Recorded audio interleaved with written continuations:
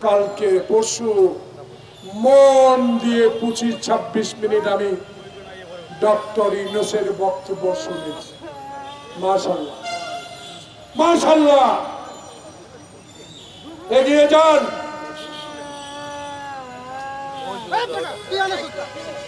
এগিয়ে যান।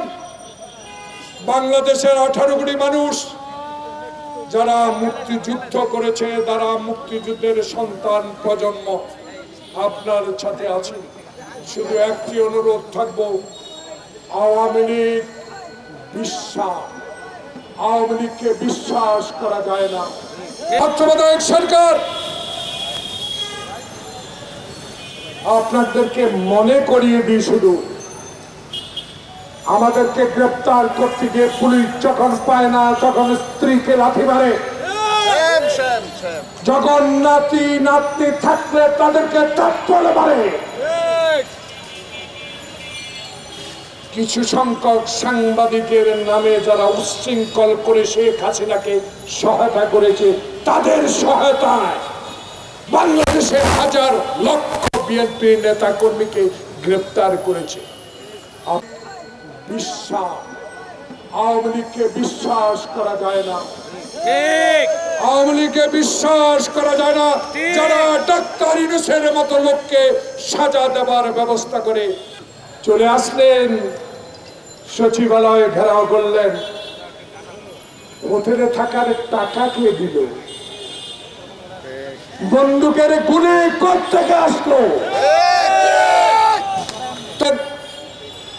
কিন্তু জঞ্জাল মুক্ত করতে হবে। কালকে একটা বক্তব্য দেখলাম, পুলিশের হামলার নিন্দা জানায়। সে বক্তব্য দেখা আছে, দেখেন কি সৎ সরকার এটা। কি বাংলাদেশে দেখি ভারতীয় সর্বগ্রাসী বাংলাদেশ মুসলিম। কালকে দেখলাম তত্ত্বাবধায়ক সরকারের অ্যাটর্নি জেনারেল, এই লোকটা খুব ভালো, খুব ভালো পরিচয়। লন্ডনে প্রায় দেখা হয়তো, মানবাধিকার কর্মী, আইন কংগ্রেসম্যান। সরকারকে ধন্যবাদ, ভালো ব্যক্তি বানিয়েছে, ভালো কথা বলে। আইনের শাসন চলবে, কিন্তু যে আইনের শাসনের নামে 16 বছর যারা আমার সম্পদ লুট করে কানাডায় বেগম পাড়া করেছে, তারা এখনো সচল। এদের বিরুদ্ধে রুখে দাঁড়াতে হবে।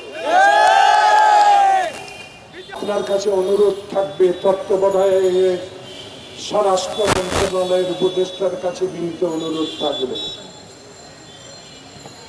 দয়া করে এদেরকে বের করেন। গুলি কোত্থেকে আসলে গুলির খবর বের করতে হবে। এরা এখন আমোদে আছে, ফুর্তিতে আছে, এখনো অস্ত্র জমা দেয় নাই। সরকার বলেছে বাতিল করে দিয়েছে, জমা দিতে এত সহজ?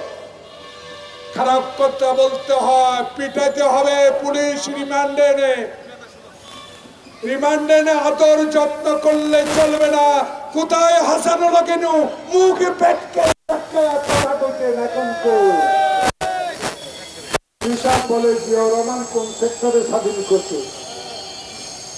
ইনসাফ বলে জিয়াউর রহমান তো মুক্তিযুদ্ধ করে নাই, থানাতে নিয়ে মুক্তিযুদ্ধ করাইতেছে। ভালো করে